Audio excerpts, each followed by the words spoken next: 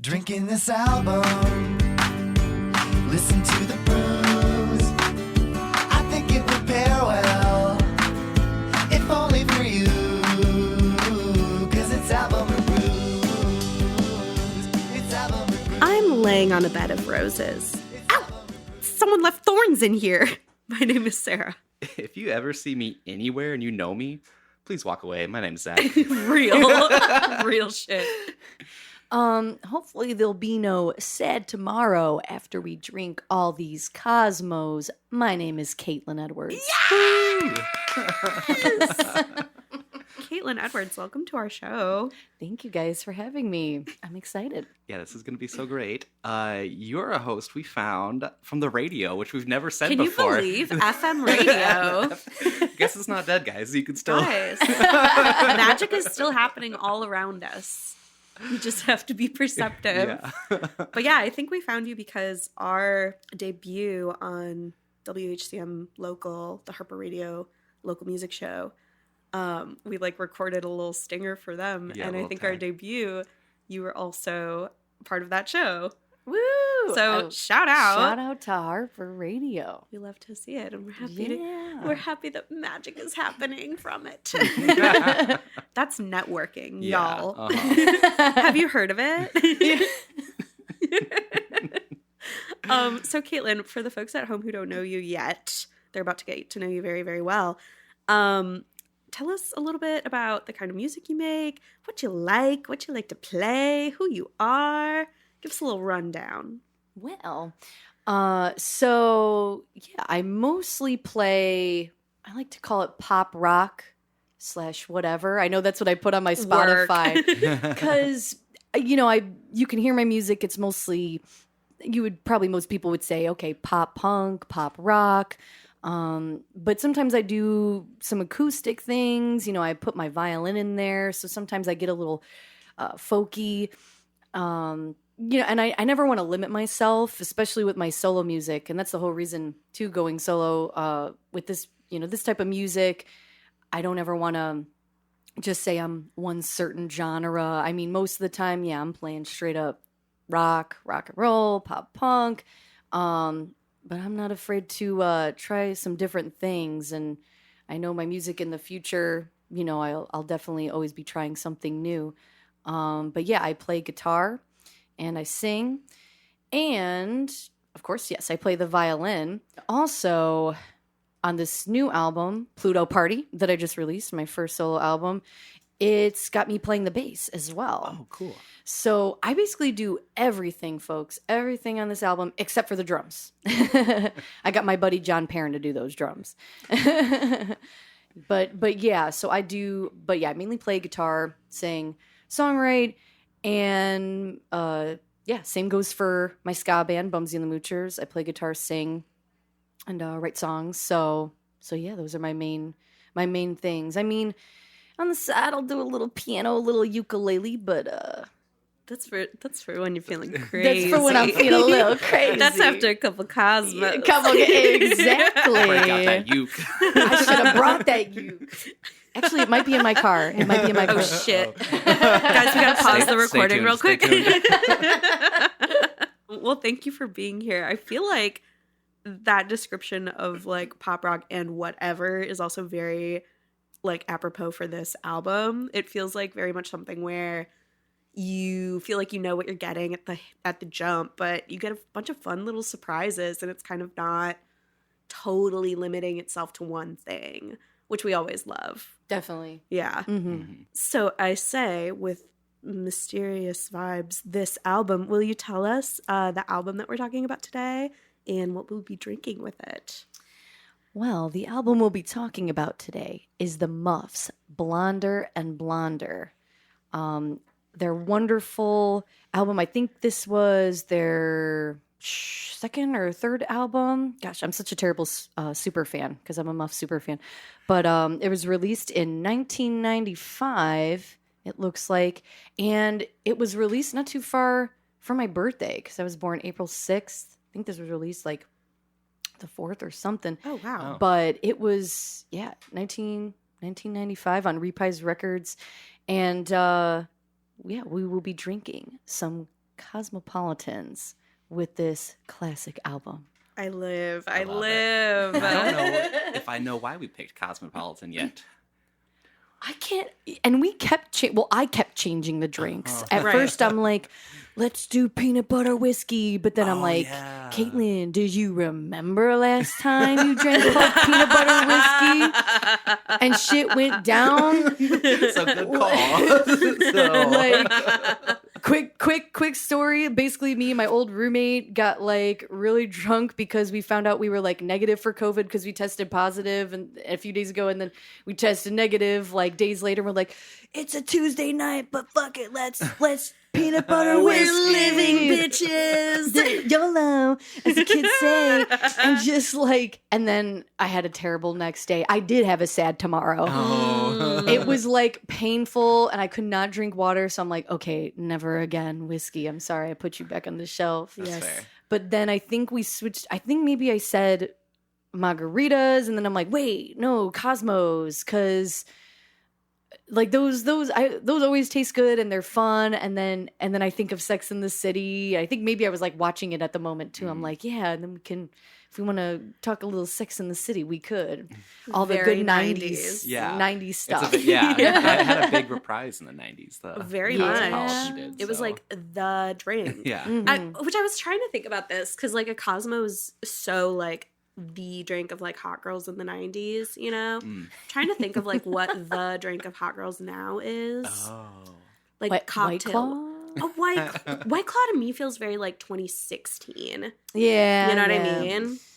I was thinking, like, I know the Negroni has had a very big year. People are liking, like, bitter. Is it the cappuccino martini? Oh, the espresso martini is a Yeah. good. Is that the hot Ooh. girl drink? That is very much a hot girl That drink. could be it. Just Yeah. don't say Malort. That is just everybody's Malort- like, Malort is the true hot girl drink. it's for those real ones. Yes. For those real ones. That's for the bad girls. Yeah.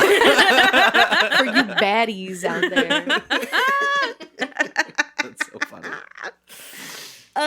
Well, before we get into the album, we have a recurring segment on this show where we like to do a little charity work. We like to help people because we're good people. And a while back, I perused the r/song recommendations and r/music subreddits. And I've put together a little segment called Recommend Me a Song, where I found a couple people looking for kind of some specific stuff. And I would encourage both of you to maybe pull up Spotify or something, because some of these I need to be able to search. So I have a couple of these for us today. Are we feeling helpful? Yes. I want to help people. Yeah. The first recommendation that we're looking for is romantic songs with no mention of sex. I feel like it's summer. We're going on dates. We're being cute. But we're leaving room for Jesus. Marvin Gaye's Let's Get It On, because he's obviously talking about, like, getting on the couch to watch a movie. You're so right. Here, let me let's play a little bit of it He's specifically talking about being on something. on the couch. I forgot the intro was so good. The intro's the best. It's not sexual at all.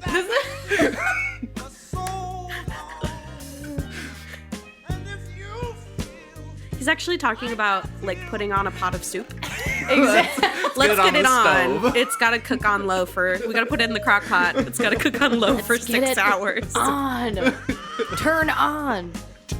I have an amazing broccoli cheddar Let's get it on. And he's recipe. like trying to get the Nintendo 64 to switch on. He's like blowing on it. This is all about appliances, y'all. Yeah. This ain't about sex. No. You are so right. Let's make some soup. I think that's very helpful. Yes. Yeah, I can't think of any other non-sexual romantic songs. That's the only one. Yeah. I have, It's hard. I have one that is a little gross. It's not that gross, but I don't know if you've heard the song "Your Arms Around Me" by Jens Lekman. Yes, of course I know Jens. Me Of and Jens course, go we way love back. Jens. No, I don't know what that is. This song's been like used in a bunch of movies and stuff. That might help. But it's about this guy who's like in the kitchen and he's distracted by how beautiful his girlfriend is and he cuts off the tip of his finger. And they go to the hospital together. Oh, no. Oh my God. But it's so sweet. I'm just going to play it. Oh, kind of the same vibe. Yeah. That's funny. This one's also about soup.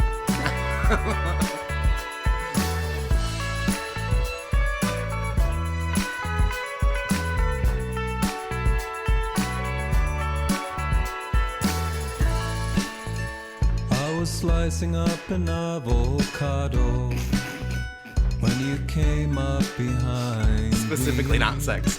Right. Avocados are not sex. Brand not new sex. No. sneakers. All right. Yeah, I can't find one. I'm finding only sexual. Only sexual songs. Heard. We know what your music taste is like. Now you know a little bit about me. Do we have more? Yeah, Ooh, absolutely. I love this game. This is my. I know. I'm new like, podcast, gosh, I'm actually. trying to find it. Zach, this one is kind of for you, Oh. but user ANCH6800 is looking for anything that has pretty good bass. Oh, Caitlin is a bass player also Right. on Yeah. their latest album. Absolutely. Yes. Absolutely. I'll look through my stuff too. What You do I have know with good what bass? had a dope bass line I was just listening to is this. I don't know. Gosh, all the love songs I have are like they're complex. They're like more than about love. It's like sad, but then it's longing, and then maybe it's not. Maybe it's fun. I was listening to May Impala, "The Less I Know, the Better." That is Oh, a great bass line. That Of bass line, course. I blast that. I've been blasting Oh, that. iconic. Like, Yeah. listen to that bass line. Absolutely. Here, I'll go ahead and play a little bit of Did it. you know Tame Impala is just Kevin Porker? Oh, Kevin. Yeah. Kevin Porker. That's not his last name. It's not Porker. Hold up now.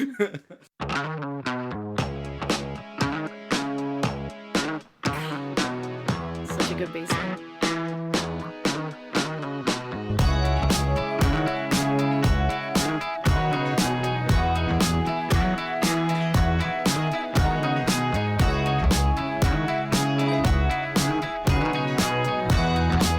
I mean, it's iconic. Yeah. Will you play Tommy the Cat? Yeah. Ooh. I'm gonna go the opposite. Tommy Kessler? Yeah, right. Shout out Tommy Kessler. I'm gonna go the opposite end of the spectrum. I'm seeing Primus here. Let's roll.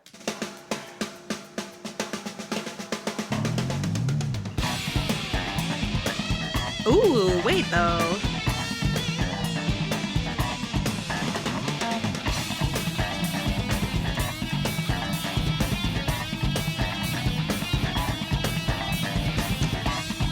That's probably enough. I mean, gorge. Yep. You're talking to a man who recently bought a 5-string. I'm trying to think if I have anything. I guess I would say like anything by Anderson .Paak. Oh, really like. I'm like, what do I even pick? Let me. God, there's so much. Voila. Yeah. I'm only coming out to play. Nothing more That's that I dirty. hate Right? in this life. What is he doing here? The wrong impression. I only have one to make. This Reddit user is live. getting a great playlist right now. Yeah. We're hooking you up. Yeah. Song recommendations for beach vibes. It's summer, baby. What do you want to listen to at the beach? Okay, the new song that's coming out with the Barbie movie. It's like Dua Lipa. Oh. Dance. What is it called? It's like Oh, I oh. can dance, Dance the I night. can dance, I can dance. Oh, bitch. Oh yes, I've been listening to this nonstop. That's the movie of the summer. I can't wait for that movie. I'm so excited. because you don't know what it's about, but you do. Oh, bitch. And it's got a bass line too. Crossover.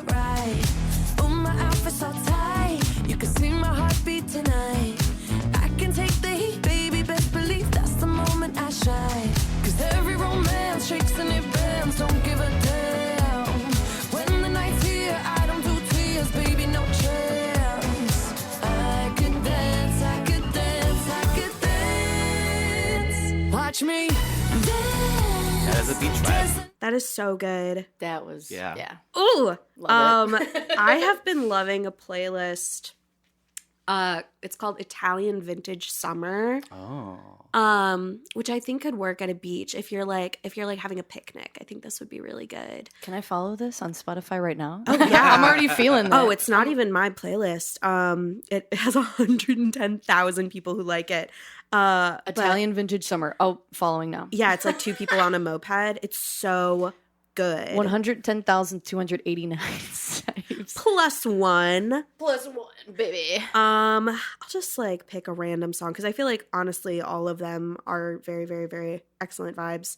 We'll just go with Buonasera by Louis Prima.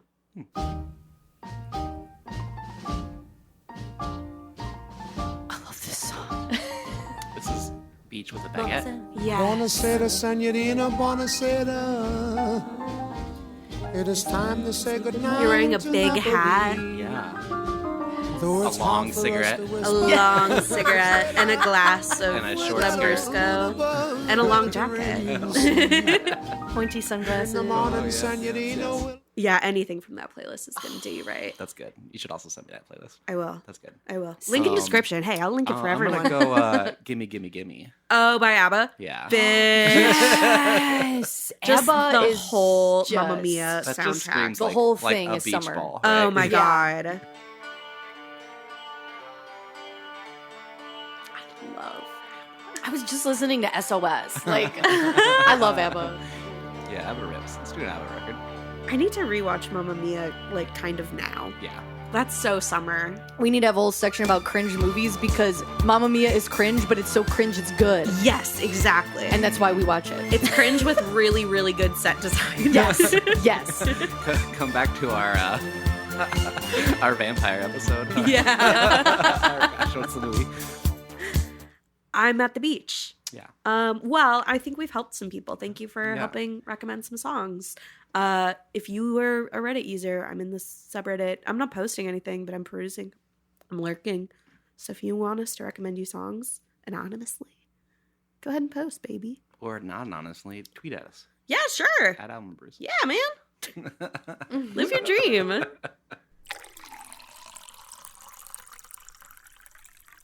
Guys, the whole time I was making this Cosmo, I was just in agony Oh no. about how much I wanted to get to this record. Aw. I mean, I was fine because I was sedated with Cheetos. But in between Cheeto bites, complete agony. Of course, Yeah. of course. Just blips of bliss with Cheeto bites. Caitlin, what's your history with this record? Why'd you choose this out of all the plethora of records that exist? Well, I chose this record, I mean, first and foremost, you know, I'm a Muffs super fan. But this album in particular has been so influential to me as far as like songwriting goes.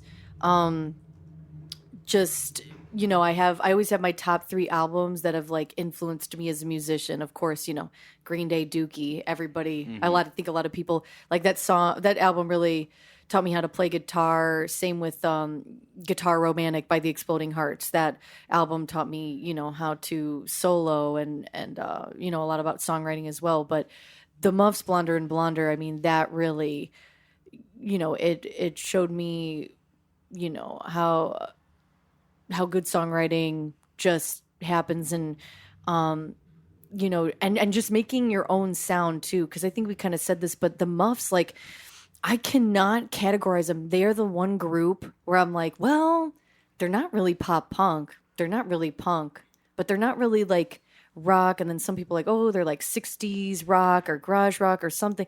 And I'm like, no, they're just a little bit of everything. And then this album kind of made me realize like, oh yeah, you know, it showed me how to write songs, but it also showed me like, you can make your music whatever you want it to be. It doesn't have to like stick to a certain genre because there's songs on this album that, you know, they feel like different genres. It's just not like this one. I mean, there is like a central, okay, it's like rock. You feel like, okay, it's rock music, rock and roll, but there's different vibes. Some songs are softer than the others. Some songs sound a little pop punk catchy. Some are a little different. Some got, you know, some memorable riffs. You know, it's just so important. And then, of course, the song content is so relatable because there were definitely songs on this record where, you know, I could relate too, especially in certain moments in my life, especially in my 20s. Just going through whether it's dealing with, friendships, relationships, dealing with just general anger or fear. I mean, this album covers it, and it definitely just really connected with me and meant a lot to me just growing up. And even today, it's one of those records, where you're like, oh man, I can't listen to that record. Not this record. Like, I could listen to this record for the rest of my life and never get tired of it. That's so cool. Yeah, and even with all the different styles, there's still like, even if I played 10 seconds of a song, I'd be like, oh, that sounds like the Muffs right now. Yeah, Right. You're totally. like, and that's what's so awesome about them, because there's certain bands where you're like, is this band? Is this band? Oh no. The Muffs, they have their own sound. They're Totally. quintessential. Yeah. Totally. I had never listened to them until you recommended this record to us, and I'm a big fan. I'm like, Oh, yeah. Yay. yeah. Like, it hits. I can see where like Avril Lavigne might have drawn some influence from this, right? Totally. Absolutely. And I'd also like to stick in, so the Muffs, their very first album, which is self-titled, it came out the year before Dookie, Green Day's Dookie. Wow. Big album, right? And they both have the same producer. Both Rob Cavallo produced both Dookie and Blonder and Blonder, and he also produced the hear Muffs' that. first album. So you can hear it. So, and then I remember after Kim Shattuck passed away, Billy Joe Armstrong left a post on his Instagram that said, oh, my condolences. So sorry. The Muffs were a huge influence to Green Day. I remember listening to the Muffs self-titled while we were recording Dookie and writing songs for Dookie. shit. And I think to myself, I'm like, there'd be no Dookie without the Muffs self-titled album. And yeah, so take a listen to the Muffs self-titled album, their very first album, because you can really be like, I bet Green Day listened to this. I bet Avril, or I bet a lot of musicians that bands take, Blink-182, like a lot of musicians that are famous today probably listen to the Muffs, and it helped influence their sound. That's so cool. Slay. Yeah. Know your herstory. I'm so lame. I was going to make this TikTok, like, showing this picture of the Muffs self-titled, like, she strutted that mama. She strutted that runway, mama. Yes. She worked that runway. And then I was going to show Green Day's Dookie and be like, so that Peppa could run. Like, that's what I think of. Every time I think of Green Day's Dookie, I'm like, but the Muffs, they strutted that runway so that Peppa Dookie could run. Yes. Oh, I live. I did not know that correlation, but I feel that way. Yes. It's never, but when Billy Joe made that post, I was just like, I bet you took some influence. yeah, I mean, the data you is did. there. The data is there. Proof. Oh my God, that's crazy. Yeah, I also was not super familiar with the Muffs, except I was obsessed with the movie Clueless, and they did the Kids in America cover for Yes. Clueless. I think that was like their biggest like hit for them. Yeah, or at least like, well, yeah. That's like probably how a lot of people who don't know that they know them know them. And I was like, oh, work. Awesome. Or if you like the movie Angus, which is another super 90s movie, that has a solid soundtrack, like Green Day, Riverdale's, Weezer's on it. But I think the Muffs' Funny Face is on there. Oh, cool. So cool, yeah, cool. they were on like a couple movie soundtracks. I kind of pretty get cool. the vibe listening to this. There's a lot of Yeah. angst. There's a lot of like feelings. Like you can kind of imagine. I don't know if I'm sure other people do this. I don't know if either of you do this, but a lot of times listening to tunes, I'm like, how would this work in like a score? Like what scene would be happening right now? Oh, I do the same thing. yeah. That's why we're so good at the Reddit game. Yeah. It is a game and it's a competition. Yes, and yes, I'm yes. keeping score. And Wow, so we're is the healthy whole people. internet. Should we dive in? Should we talk Yeah. about the opening track, Agony? I'm curious, Caitlin, what you think of this song as an opener and also just like as a song. Oh, it's perfect because it brings the energy. Because typically, I mean, I don't know, at least for a lot of, bands that I know and my own music, you always want to start off with a banger. You always want to bring them in. And this one, it's a total banger and, a lot of energy. It makes you want to keep listening like, oh, what else? And I remember Kim Shattuck, I think it was like an interview I was listening to, and she was talking about the song, and she was just saying like, you know, it was fun to write, and then how she's like, I remember when we came up, Ronnie and Roy and me, we came up with that awesome ending, because the ending is so cool with the drums like you know, the drum. I mean, all the you know, there's just so much energy, especially in the drums too, just like blasting with the rolls and stuff. And she's like, I remember when we came up with that ending, and it was just so awesome, you know, and that part really stuck out to Kim and them. So I was just like, yeah, I can feel it too. So yeah, it's just a solid banger opener. It's what take notes. You know, if you're ever thinking, how should I open up my album? Make it a banger like this one. I love that ending. Oh, sorry, you go ahead. No, you. Well, okay.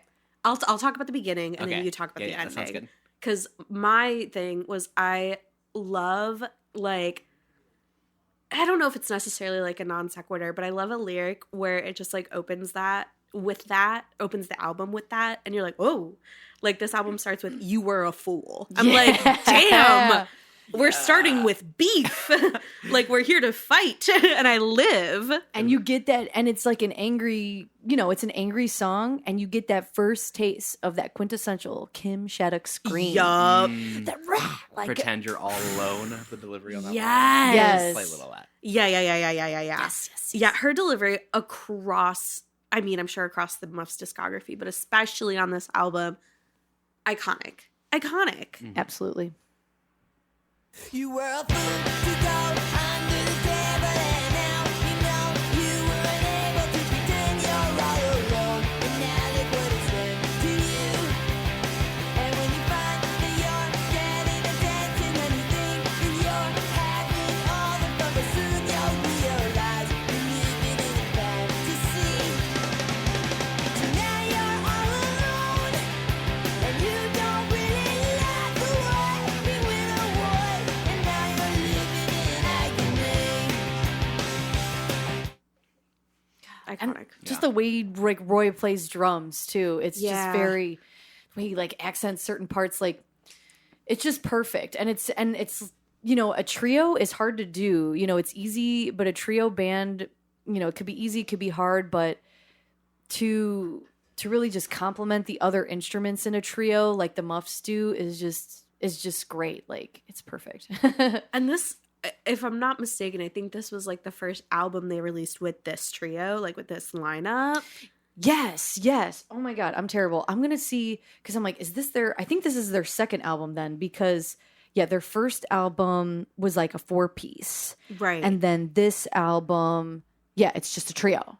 Yeah. And they sound super tight. Like, Yes. yeah. And that's the thing too. When you're a trio, you're also exposed. Like no one's covering anybody up. So it's like, you better bring it, all three of you. Yeah. And like they're tight. Yeah. Like you said, they're just, they bring it and they're tight. So back to the end. Yes. I love this note that the bass player hits. Uh-huh. Because it's not the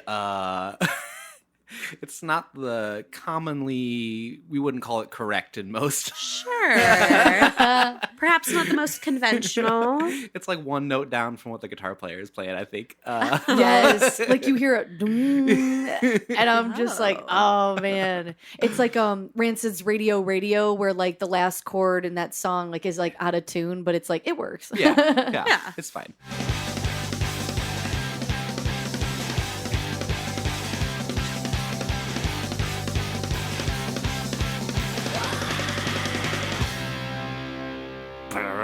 Yeah. And they kept it I'm in. like, that's fine. That's fun. I love shit like that because it's, you know what, when I'm recording, I get into this perfectionist mode sometimes.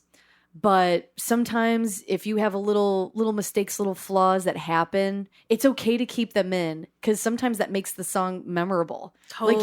I was like, oh man, I'll remember this. But it's like it's good. Sometimes it adds to the song, like the rawness or the character of the song. Yeah, totally. Mm-hmm.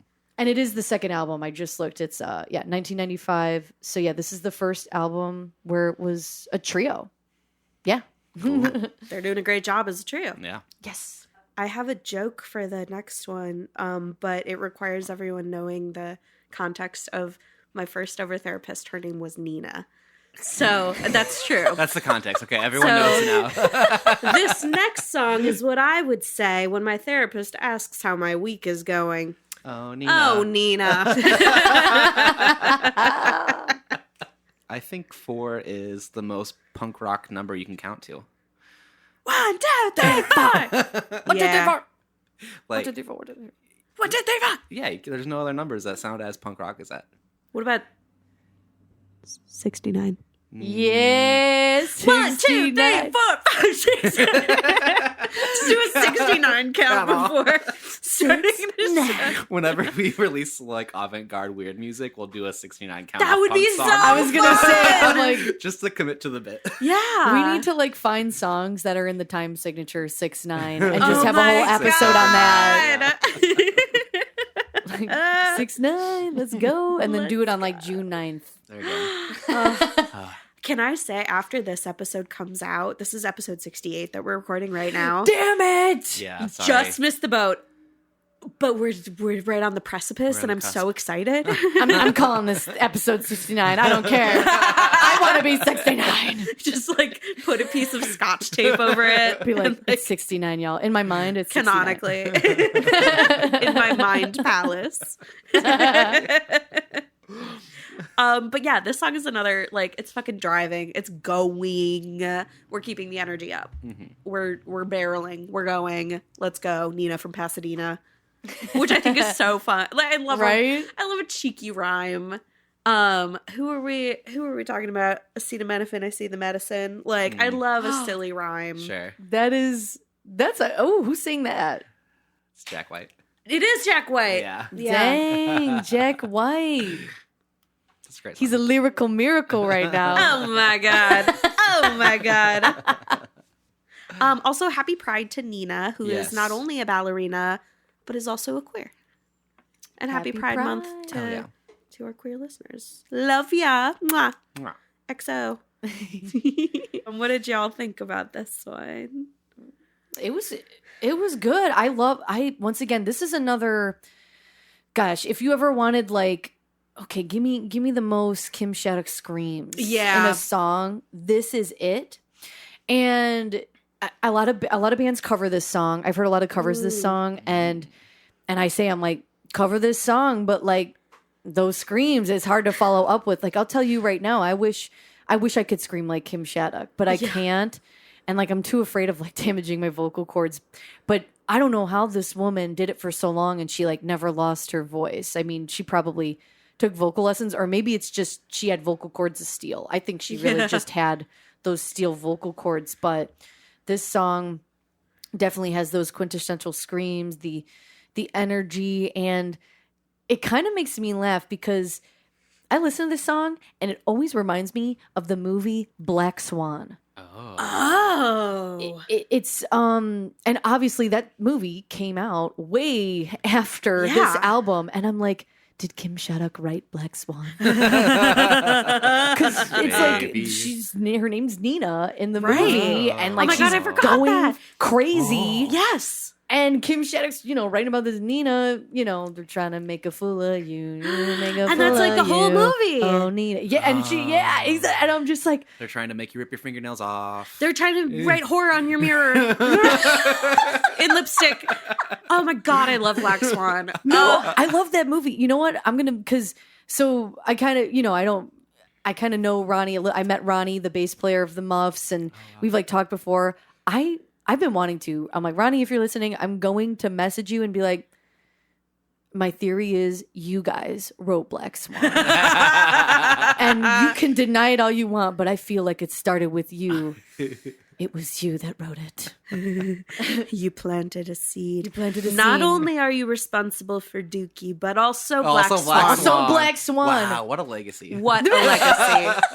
The Muffs started everything. You just did not know it. Exactly. We can put that on TikTok, people. Yes. Yes. Can we hear the fool? The delivery on that That line. I can't even imitate it. She's so good at it. It's This like is the second song she says fool, too. Oh. I just realized that.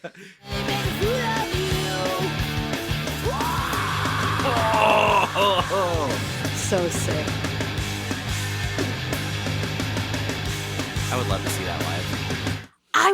the same thing. Like, I think all my hairs would just stand up and never go back down. yeah, it sucks. Just be like a porcupine Zach the rest of my life. Just like always a little bit of electric shock. A little bit. Just like sorry guys, I saw the Muffs. Sorry. This is how I am now. No, Yes. yeah. Like this whole album feels very like cathartic Yes. in like an angry way. I literally heard somebody say the same thing. Like this song or this album is like so cathartic. I'm like, yes. Yeah.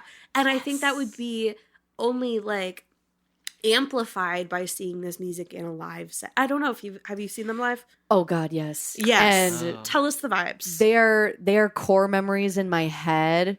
They are like life-changing moments. The first time I saw the Muffs was in 2014 at Reggie's Rock Club for New Year's Eve. Shit. And White Mystery opened up. I think, yeah, they're a local Chicago band. And then another band opened up for it, but I forgot. But I'll never forget that. I mean, I think I went with like this guy I was dating at the time and then like 3 other friends that drove all the way from Iowa to see this show because it was kind of like a one-off show. Freezing, it was like snowing that night, but like we didn't care. We get to the show and we're just like looking at the stage, the setup, very simple. And Kim Shattuck's got, I think it was like a Fender Twin Reverb.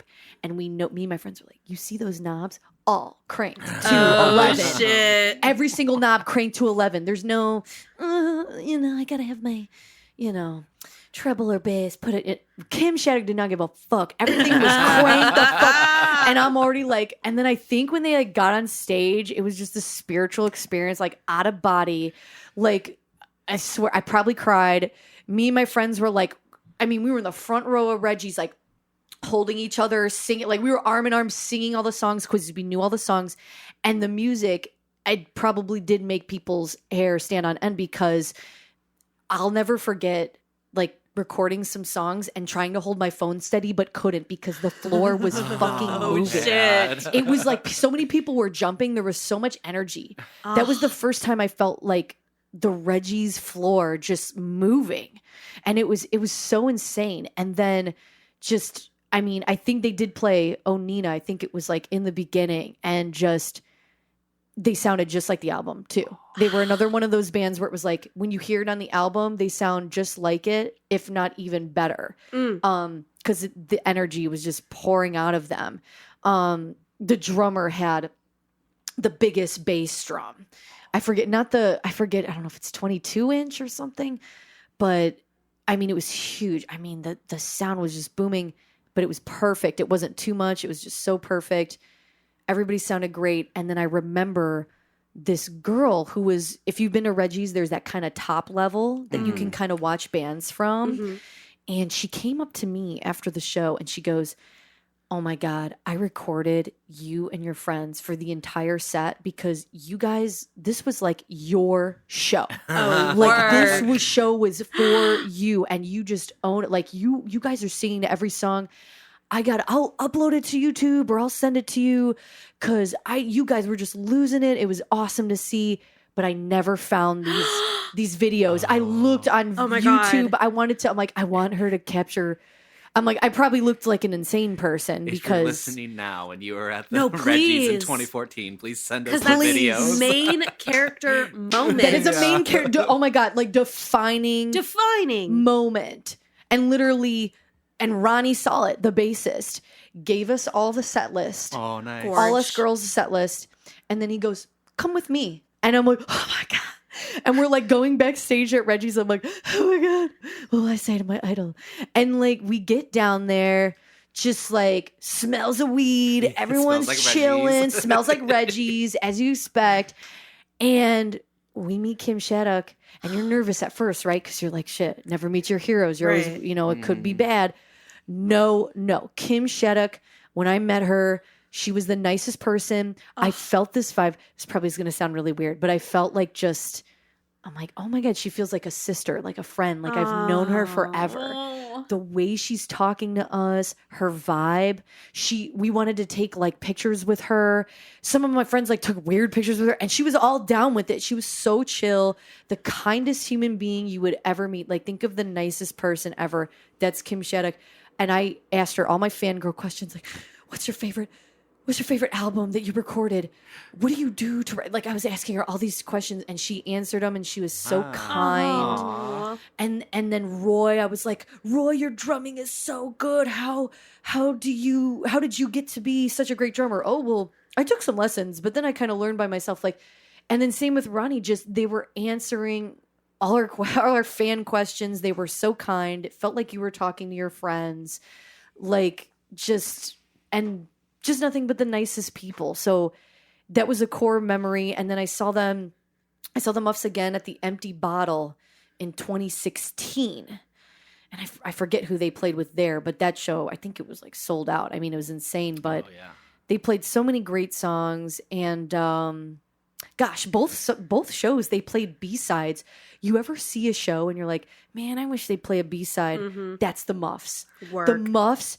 I'm like, man, I wish that, what'd be sick if they ended on Good Night Now. And literally that happened at Reggie's. They played a B-side and I'm like, this is the best band in the world. Like it's like everything you could want in a show happened. And when the second time it was just as good. And it was magic. It was just like you said, there was so much energy. And it was like the album, but even more, like 100 times better. It was just, you had to be there. And I hope you were there. I hope you saw the Muffs when they came to Chicago. Because, they were incredible. Core Core memories. I also love, because I like watched a couple of interviews and stuff from them, and they did seem like really down to earth and like super chill, but you love hearing it firsthand. Yes. I love nice people. I love when artists are like actually cool in person. Absolutely. Makes my heart sing. Right. Mm-hmm.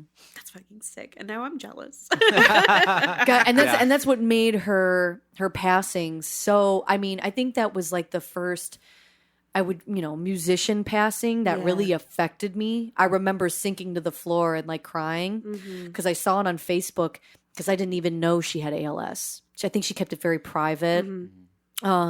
And so just finding this out, I was like, wait, no, I only saw her like a year or so ago. She seemed fine. But it's a very progressive disease. And once it takes hold, it happens very quickly, how it debilitates somebody. But that was like the first time where I definitely was very affected by a musician's passing. I mean, crying on the floor, like not having a good day, like it affecting my very next day, like, because it's like, okay, not only was this person wrote great music that was so influential to me, but this was a great person and a really good human being and a really kind, really nice person. And why does this happen to her? Like, it's just, so that's why it's like, man, if you met Kim Shattuck, I think her passing was that much more sad and hurtful because it's like, why? The nicest person in the world. Yeah. That was recent too, like 2019. Yep. Yeah. It's Yeah. crazy. And I'll never get to be Porcupine Zach. I know. I'm not sure if Kim liked Cosmos, but I can see her. Maybe she did. maybe in like a semi-ironic way. Yeah. Maybe I'm like, I'll order a Cosmo, like to be silly at a show. You get like Yes. drink tickets and everyone just gets like a High Life or something. Yes. And she's like, can I get a Cosmo? Maybe, yeah. But Kim, if you're listening from wherever you are, this Cosmo's for you.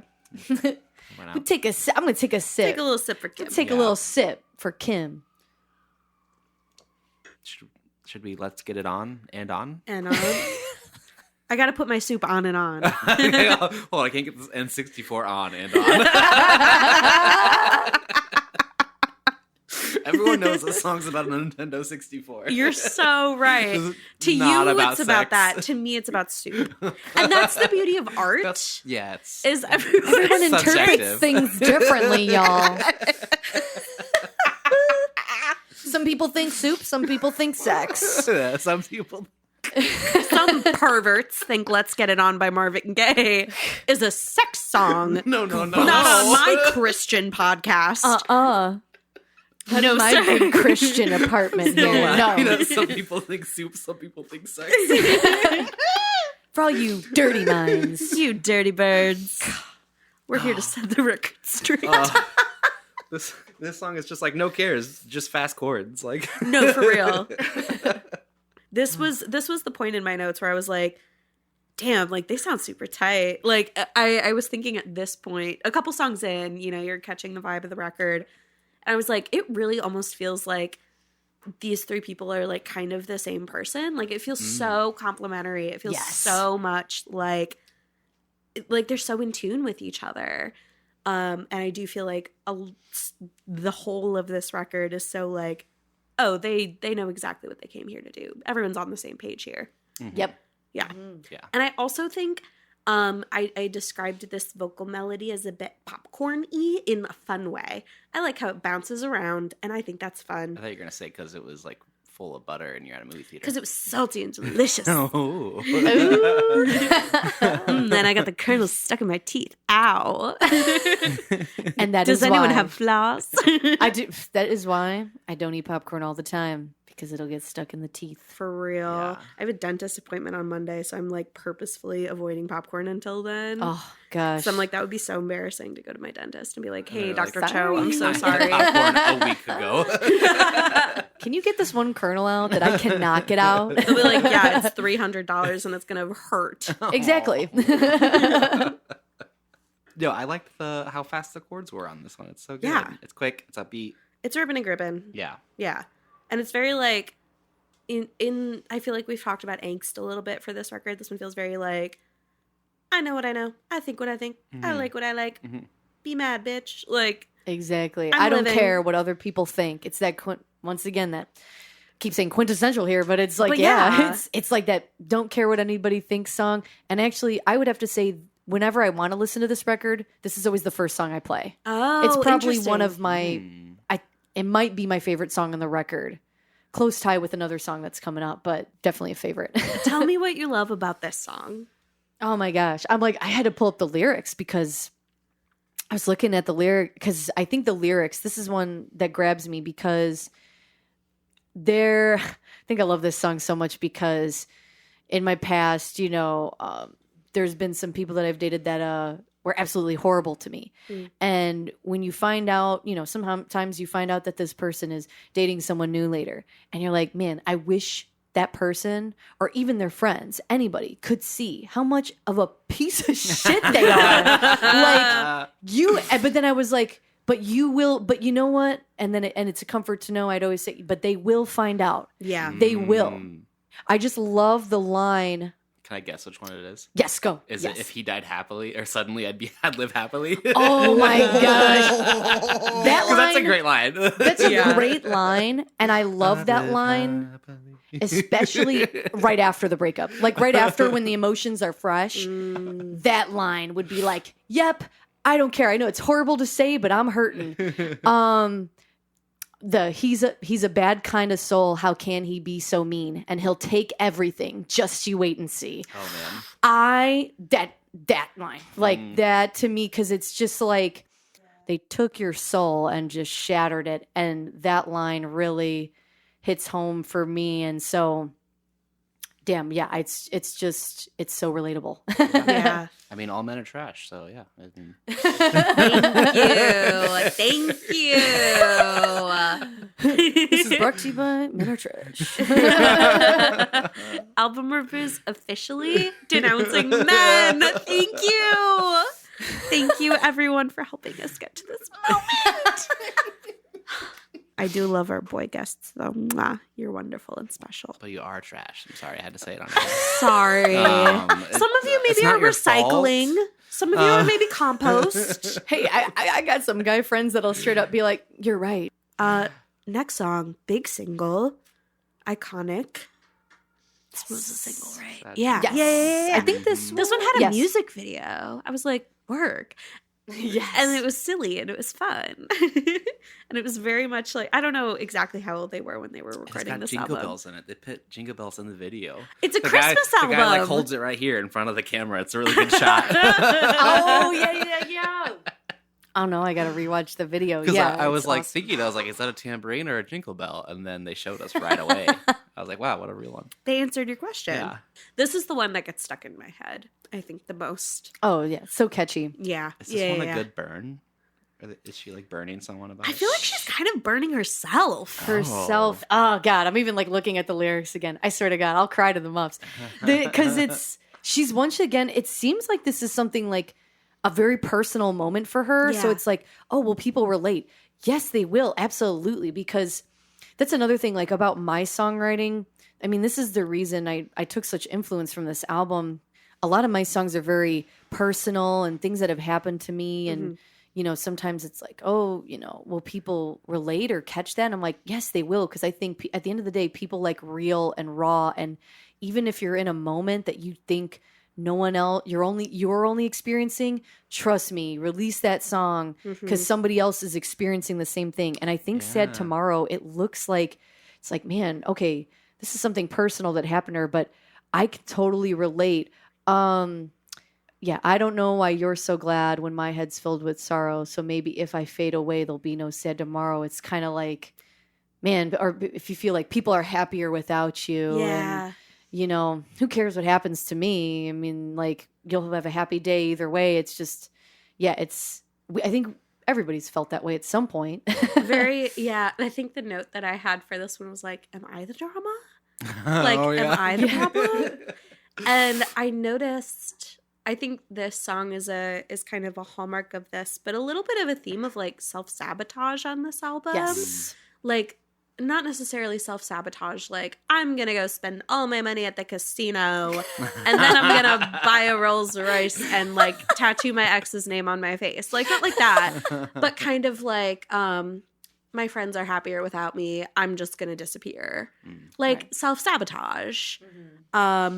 Which, like you said, is relatable. And we've talked about this a little bit on the podcast before, but it is kind of a sign of good songwriting when you're able to take something that maybe for you is like deeply specific and so much of one time and place, or maybe several specific times and places, but have it turn into something that a lot of people are like, I heard that. Like, I know that. Yep.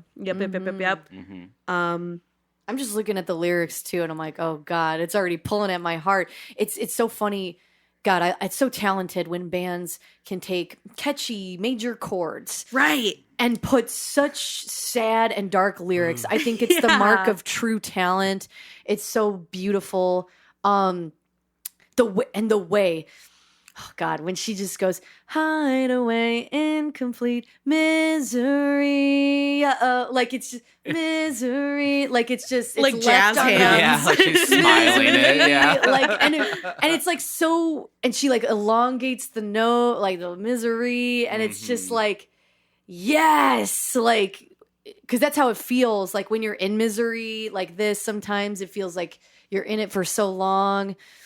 Hide away and like you just want to just hide away from everybody because it's like nobody cares about you at the end of the day. Like that when you get that feeling, like musically and the way she sings it captures that emotion. So it's beautiful. I really like this line here. My whole life is a drag. Well, first off, happy Pride Month. Happy everybody. Pride. Happy Pride. All my drag queens out there, baby. We live. We love you. That's a joke. I just wanted to make that. I just want No, to say I happy like Pride it. again. I like it. Does Kim Shattuck glue her eyebrows down? Another question for Ronnie. I will send in a message. Yes. Can we hear the like talking about all the genres on this one? This is like a westerny guitar solo at a minute 20. Yeah. All right. I like this one in particular. Oh, play that solo. God. And they're so I'm quick. They got to here. keep their songs like a minute 20. So they're like Oh, guitar totally. solos, 8 bars. That's all you Dog.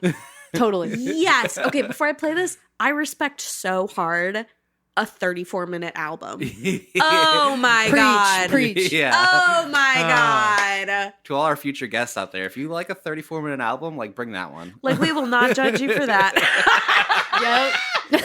What is the longest album we've talked about? I feel like we've had albums that are like an hour 15. Like we've had some long schniz Yeah. on here, and like there's merit, of course, Yeah. and like everyone pick what you like. But it is so refreshing sometimes. Yes. I love the shorter albums because I compare it to candy. When you're eating the bite-sized candy, you're only given like 30-minute albums is like a couple of the bite-sized Snickers, maybe Yeah. throwing a little bite-sized Reese's, and it's so good, but you want more. But it's Right. like, oh, there's no more. You gotta wait. I feel like it makes people wanting more. Yeah. I dig that. I was talking to someone recently about how a short song is like harder to write. Oh, Because- it can be. Yeah, because you've got It's hard to edit yourself. you've got less to work with. So like Yeah. you gotta Mhm. like add all the important moments, all the important lyrics, but you got no wiggle room. Exactly. And also, you have to know not to add anything like superfluous. Like, you have to like cut away all the fat. Yeah. Yep. Yeah. Definitely. And not try and like, oh, but what if we did this? Yeah. Like, no. You You're can't, on a like- mission. It's not like a 6-minute song where like, well, there's a couple good parts. Like, we in can it. fuck around a little bit. This It's is like, why no, this whole 90 seconds has to be great. Exactly. Definitely. And this is why I like being, in my solo band, because I love Bumsy all the way. But Mm. there's sometimes songs that I bring that are like shorter and I want them to be a short song. Mm. Then some, but you get But you have like 6 horn Couple- players who all want to solo. Right. people it's like too many cooks in the kitchen. and Right. Let me let's do this. I'm like, no, it's perfect. Just keep it a minute. Mhm. Someone's like, Keep I people want to wanting add more. basil, and someone else is like, I want to add chorizo, and you're like, it's a PB&J. That is a great way to put it. Yeah. Let's Yeah, just yeah. make a PB&J. Let's I'm not make here. a kick-ass PB&J. I'm not here to Yeah. make some ratatouille or whatever. Right. Okay, let's get into this little country moment.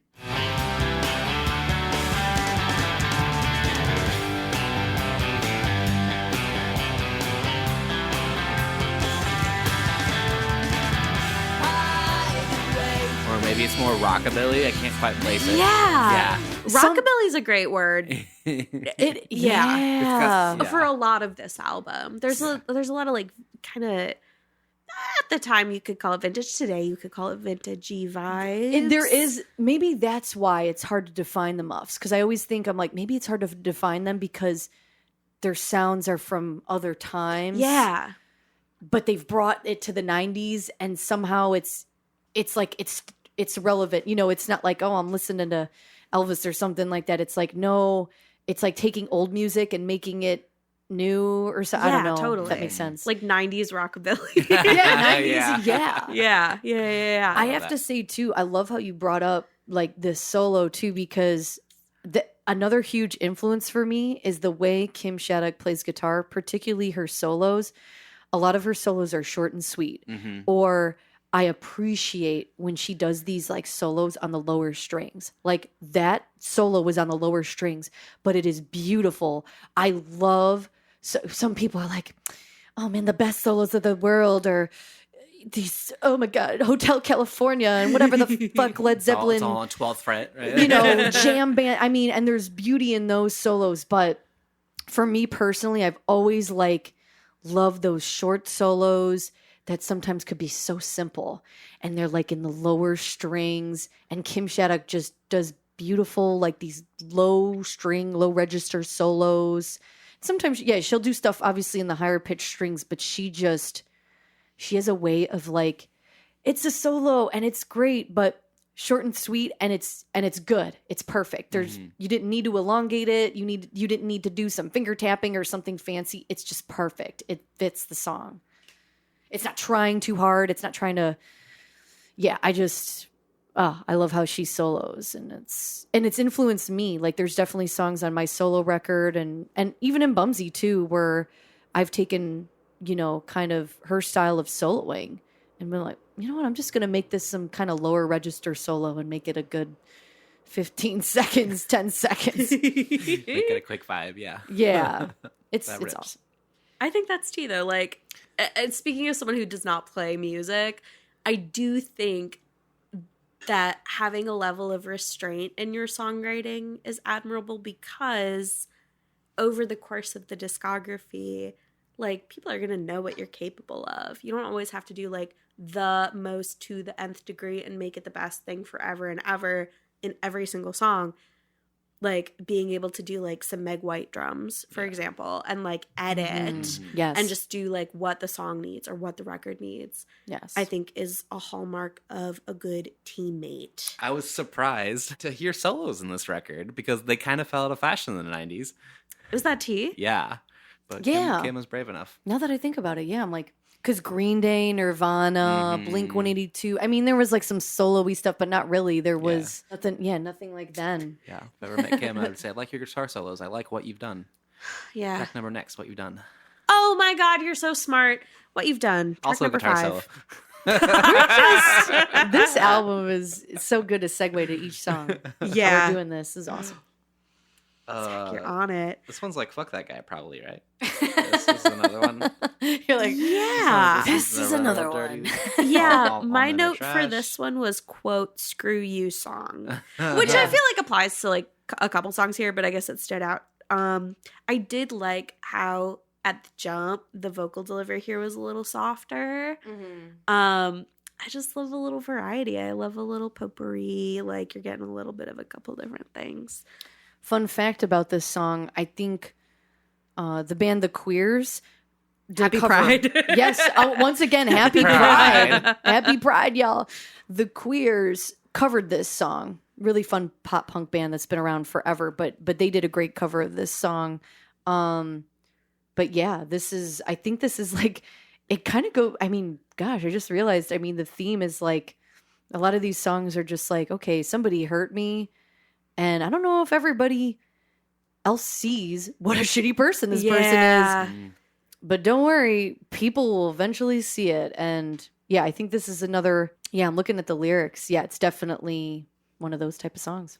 I was also thinking in the realm of vocal delivery, I was kind of noticing that Kim does this, and I kind of hear this sometimes with sometimes I think when people are singing something like really angsty or very like, kind of like how this song is, they're almost singing like they're like disgusted with the microphone, you know? They've got a really smelly microphone. The last guy had too many PBRs. Yeah, or like the microphone is the person who did them dirty, and they're like, oh, bleh, fuck you. Like, I'm going to fucking... bleh. And I kind of live for that. Yeah. It's almost like a little bit theatrical in a way, but it's like obviously coming from like a lived experience. And I'm like, work. Like, that's fun. Like, that's fun. I have to correct myself, though. I just realized, no, the Queers covered End It All Now, which is the 7th Two track tracks on this record. So I thought they'd covered this song, but no, it's End It All Now. So correction. And now they have an assignment Now. because they should also cover this song. Yes, they should. Queers, if you're listening, cover this song. Any queer people, not just the band. Everybody. Every Happy queer person, happy pride.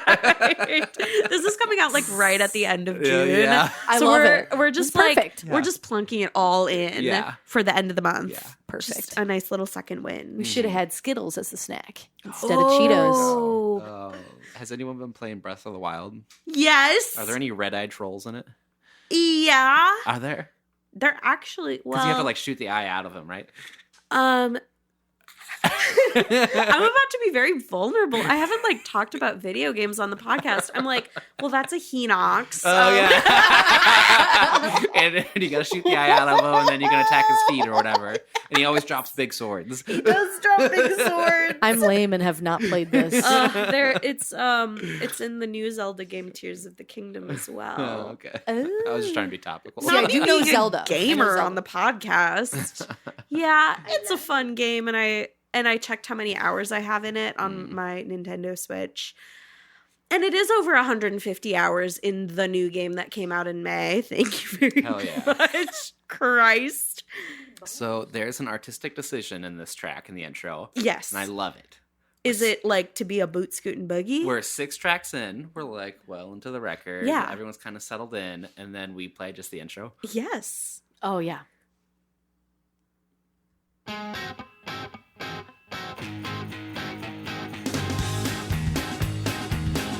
Yeah. So you can't tell because we are going to put this out in mono.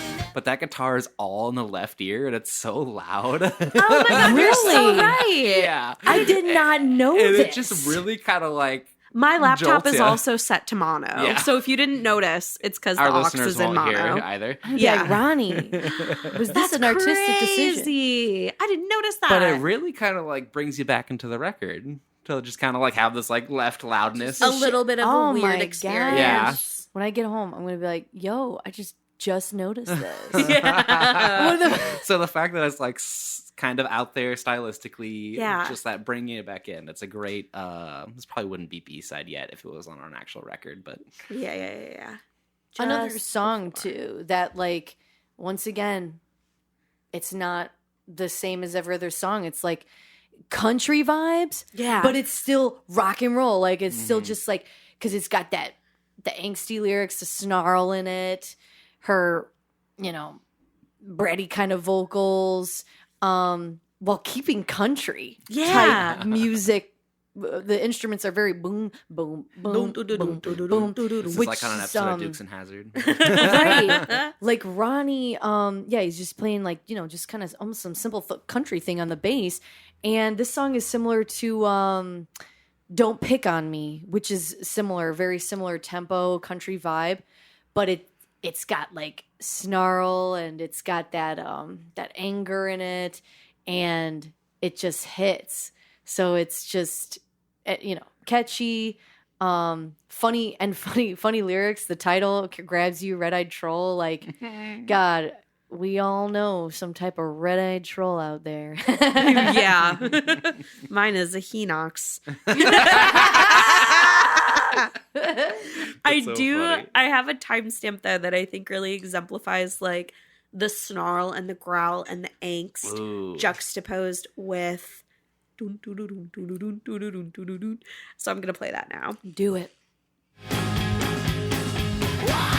I don't care what you did to me, 'cause I don't like you. Why can't you see? You're a piece of shit now. You're fucking jerk.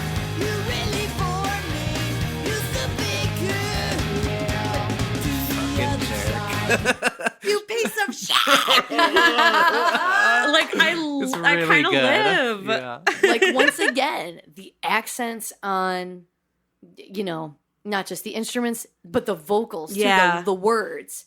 She true artist, because, you know, anybody can come up to the mic and sing, you know, not everybody's a singer. I mean, God, Bob Dylan, not a great singer, but like he can just go da da da da, and like everybody's like, oh my God. But like, to be a singer and to like just accent certain words, the way you sing them, the way you enunciate, the volume you do it, that's Kim Sheddick. Like, she just was so good in her delivery Yeah. vocally. Yeah. How the hell did she scream like this and never sustain any vocal damage? A question I always wanted to ask Kim, but I never got to. And maybe Ronnie would know. And I'd be like, hey, how was Kim able to like scream like this? Did she and have a coach? Like I wonder me if that- she had to. There's like no, the way she's screaming, I'm like, but then it could just be her vocal cords, because some people's vocal cords might just be stronger. I don't know. Yeah, I wonder if it's just like genetic. Like, Yeah. you're It's just,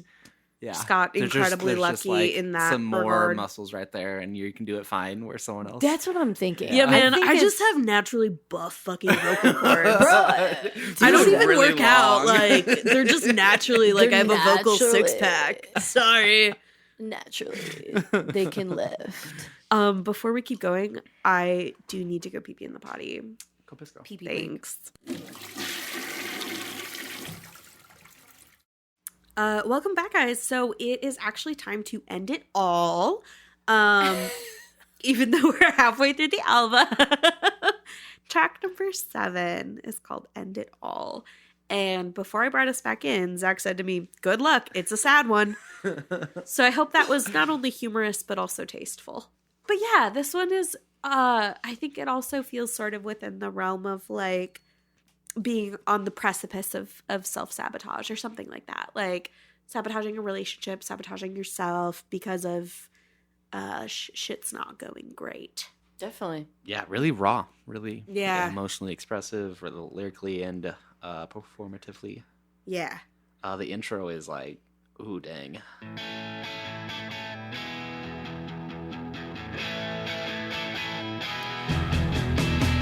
Everyone's wrong, and you can't get along. Will you take it easy, or will you go end it all now? Someday you'll find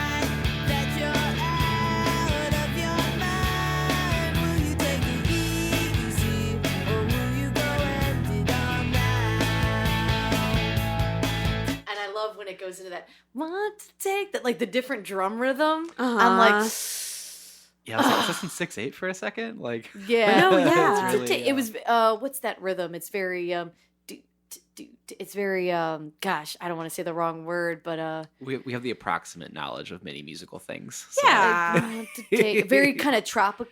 I don't know if it's tropical or Oh, the surf kind of like the double snare. yes. Yeah, like it's Yeah. very kind of surfy, and I'm just like, yes, I love when songs do shit like that. Like they go from basic like predictable beat to something different, and that's what I love about this song too.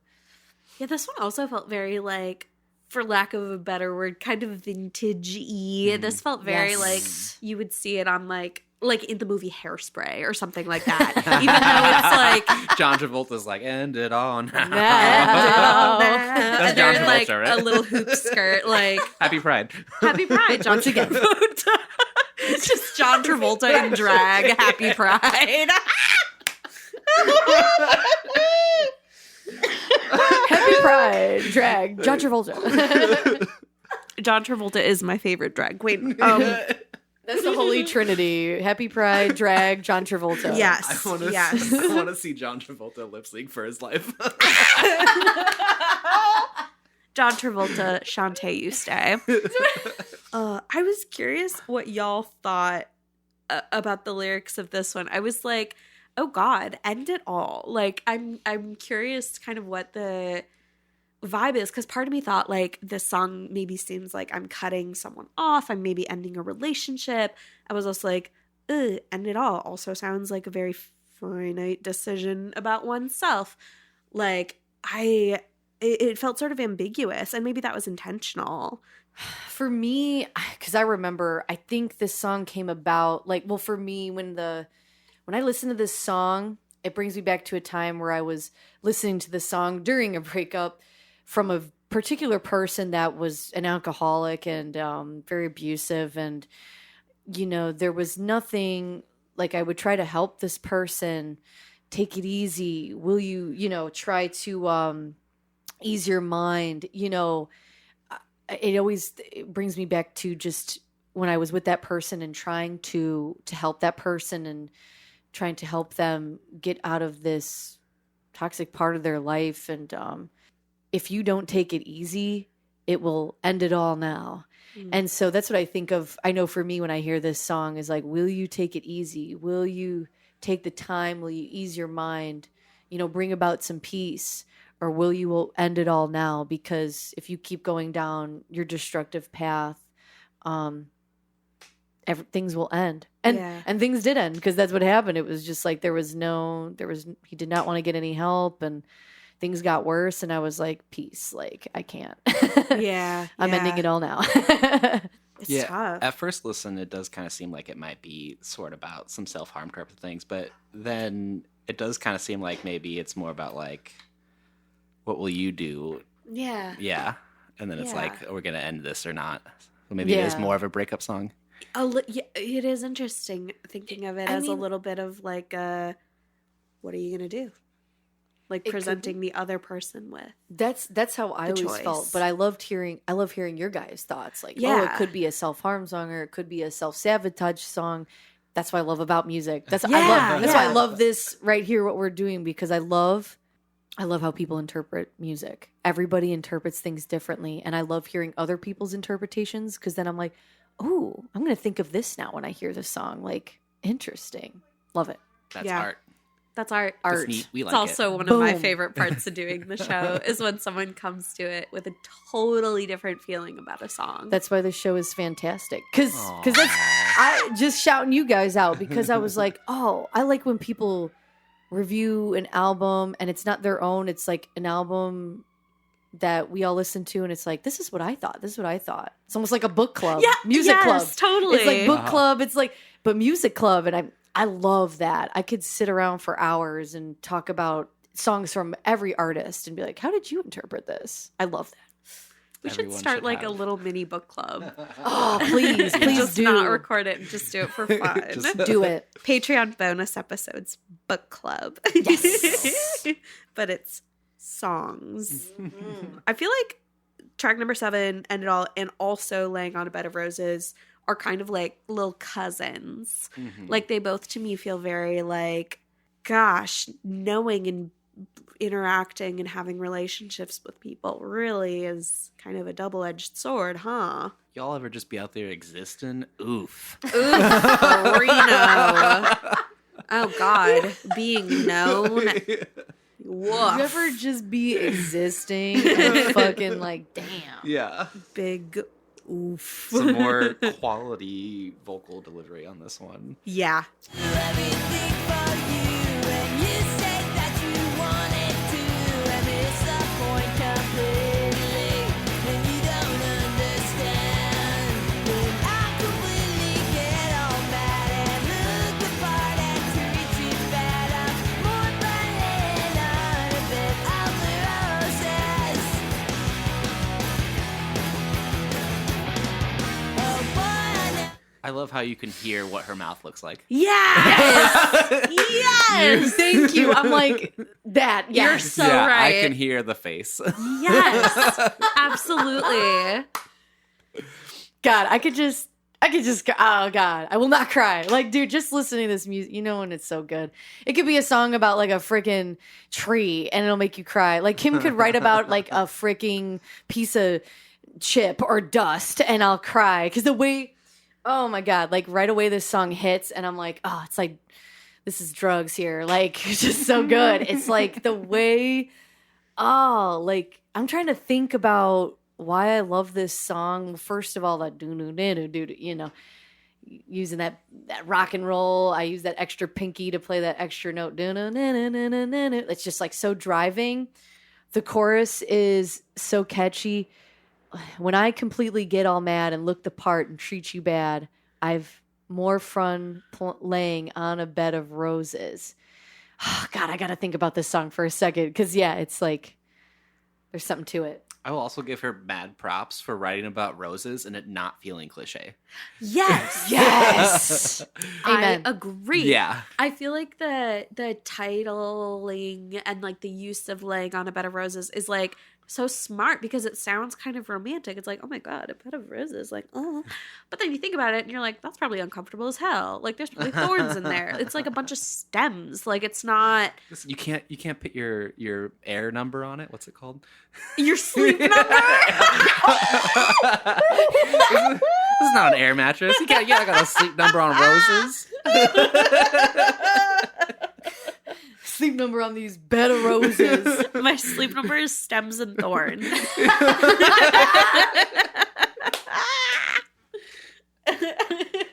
Oh my God. Dude, I'm trying to, okay, so I'm reading these lyrics. God, like, I swear to God, this is why the Muffs, Kim Shattuck, oh my God, you're my spiritual guide. Like, you know, that's the thing. I'm like, Kim Shattuck, do we share the same mind? Do we share the same experiences? Because I'm reading these lyrics and I'm like, yes, this is why I love this song. The vibe I'm getting, and I don't know if you guys are getting this too, but it's just like this person trying to be everything for this other person, Yeah. and trying to be perfect.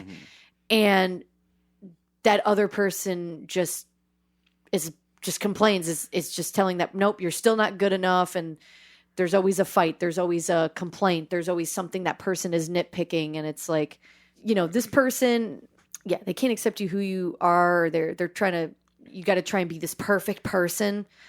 Get out of there. Nobody's perfect. That's relationships. That's people. Yeah, yeah. And there's a real, like, you can kind of feel a sense of, like, resentment in this song, too, when it's like, I'm trying to be the perfect person, and I'm trying to do all this stuff, and I'm trying to, like, get up to your standards, or whatever, this hypothetical person in this song, antagonist, so to speak. But when it's not being met, and you feel like you're trying to consistently rise to a standard that is impossible to rise to, then you get all mad and treat you bad. Like, Right. resentment, mama. Like, Yep. and that's unsustainable. Right. Yeah. So Agreed. I was, and it's like a bed of roses because it's like you're in this relationship and it sounds very romantic and it sounds very like, I love to be in love and I love to be the perfect person for my partner. But then it's like, no, that sucks to try to be perfect all the time. And now I'm laying on these thorns. And it makes you feel bad. Like, if they're not doing the same and you're like, oh, you don't fucking care about me because you're not, like, tiptoeing over your every word to try and be perfect. Because, like, no person should do that. Relationships. They smell nice, but they're also pokey. That's what they called me in high school.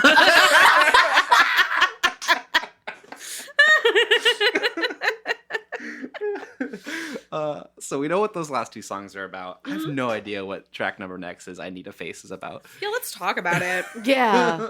I got to look at, once I see the lyrics. Because the other is wrecked. I don't know I'm what like, that means. girl, Kim, I know you're not talking about plastic surgery. You were all natural, beautiful as is. I'm like, was Kim Shattuck a Gemini? Like, is that what we're... Wait. Let me see, actually. Let's look up Kim Shattuck's horoscope. Let's and find her I'm birth chart. praying she is an Aries. Because that's what I am. I'm also an Aries. Aries I'm March Queen. 25th. I think Oh. she was a Cancer. Is that July 17th? Is that Cancer July or 17th. Cancer? That works. I can see her being a Cancer because they got that really emotional side. Very Am I correct in mom. saying? Yeah. Cancer is very like, I take care. Yes. Yeah. Cancer is very like, I see you and I hear you. Kim was a That checks Cancer. out. I feel very seen by Kim in this album. Yeah. Yeah. Kim's giving everyone a little forehead kiss. Oh my God. I just want to quote all these things on social media. Like, blonder and blonder. It's the little forehead kiss for everybody. Yeah. Yeah. It's feeling very seen by this band. very much. Very much. I think this one might be my fave. Oh, This is your fave I track? think I just like the vibe. I just like all the combination of instruments. That's just what music is. But I like it.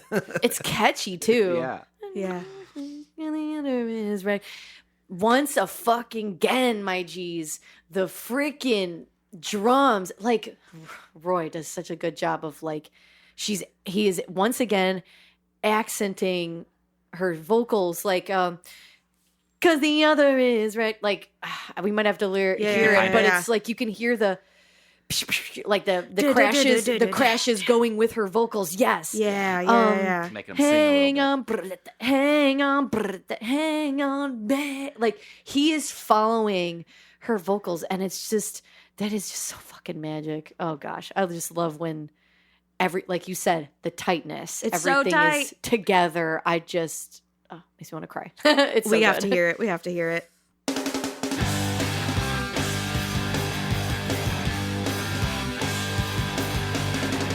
I need a face, I need a face, I need a face, 'cause the other is right. Another place, another place, another place. And no time I beat it, you try and pull me over, but you won't just let me be when you hang on, hang on, hang on me. And they make you hang. Yeah, I love shit like that. I bet they wrote that just to play live. And I bet And it's then so do good. they make it hang longer live? Do you know? Oh, that would be I fun. don't think they did, but I love how you said that because I swear to God, I listen to songs sometimes. I'm like, you wrote this because you knew live it'd be a It would fucking rip. Yeah. Yeah. Yeah. And I love that. Yeah. I love that. Yeah, I'm like trying to figure out what this song is about, but I don't even know. Yeah. Yeah. It's one of those songs like interpret it as you will. Yes. Take what you need, leave what you don't. Yes. It's a mirror to reflect Yeah, there's onto. there's not so much. And this, once again, this could be a very personal song that maybe she wrote it because it was such a personal experience. Like it's so personal that it's like, oh, nobody really knows what it's about. But guess what? It's so fucking catchy. People still vibe with Right. it. Yeah. Right. Genius. The Muffs, you are geniuses.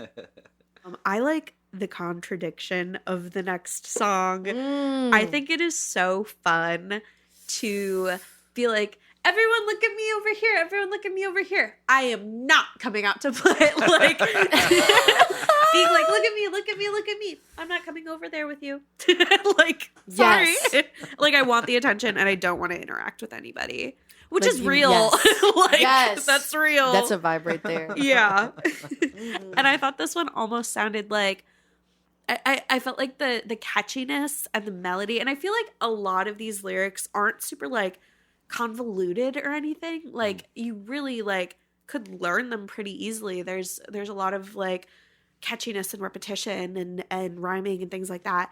So it almost sounds like it could be a song like that kids could learn, like really angsty kids. It does remind me of like This one kids especially. song meets country meets angry. Yes. Row, row, row your docks.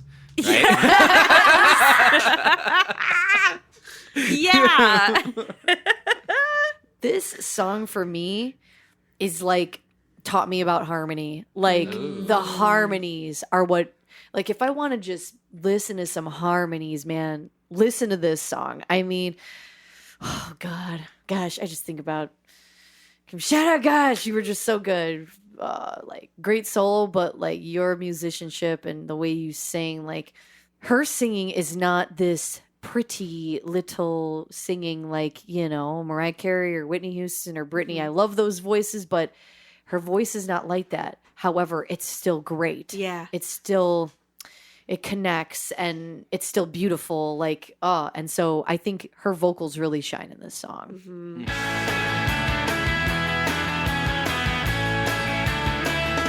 Hey everybody, listen to me, listen to me, listen to me. Hey everybody, listen to me, and I won't come out to play. I won't come out to play. Hey everybody, do it to me, do it to me, do it to me. Hey everybody, do it to me, and I won't come out to play. I won't come out to play. Don't do it. Easy. Don't go out to play. Don't go to, you know what? And it's one of those songs where there's harmonies throughout the songs Yeah. because sometimes harmonies might only exist in like the pre-chorus or the chorus or like maybe a little bit of the verse, but throughout the song, it's all harmony, like harmonies happening. Come out to play. I won't come out to play. It's so country, but it's like rock and roll. And Yeah. I'm like, oh, you are a genius. I was thinking about this. I was like, Kim Shattuck was not a human. She was like freaking like godlike angel. She had special abilities. She was like a superhero. Cause like, dude, do you ever think about that about your favorite musicians? You're like, God, like this person is not a human being. They were like just otherworldly. Yeah. Like, how what are could you be doing on that this good? planet? How are you this good? How did you Yeah. come up with that? There's, Nobody else came up with that. I think there's Yeah. secret musical steroids that the rest of us don't know about. They're just Yeah. secret. Yeah. Because that like Mozart, the Beatles. Think of anybody you know who just came up with the greatest shit of all time, and you're like, Yeah. they are not a human. They were an alien or something. Yeah, yeah. It's like Men in Black, but instead of like technology and zippers, they're just like showing the Beatles cool chords. They're like, yo, they're gonna love this shit. Check it out. Yes. I bet those aliens have a funny face. Track number 11, funny face. they probably. I Your bet it's segue so into these silly. songs is like perfect. It's like, That one felt pretty bad. I did feel bad when I said that one. No, you should feel good. I think this was the song that was on the Angus soundtrack, which fit Oh, yeah. perfectly because like the movie's all about like Angus, who's like a heavier set kid in high school, and it's like a coming of age teen movie about like just accepting who you are and people accepting you for who you are and who cares. Like Yeah. nobody's perfect. There's flaws in everybody, but we're all beautiful in our own special way. And like killer soundtrack. Green Day's on there. That song JAR is on there. And then, Funny Face is on there, and it just fits so perfectly. It's got that message of like, yep, I'm not perfect, but whatever.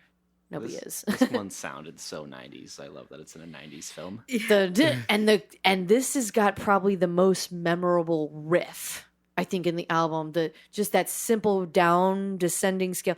Na, na, na, na, na, na, na, na, na, na. It's so 90s, but it's like memorable, and it's got some of that sad. It's almost like Teen a little angst. waltzy, like Yeah. like you God. play it. in like a movie. I don't know if this was used in like a homecoming scene. I or think a it was. prom scene. Holy shit. Oh, that would be perfect. Holy shit. Dog.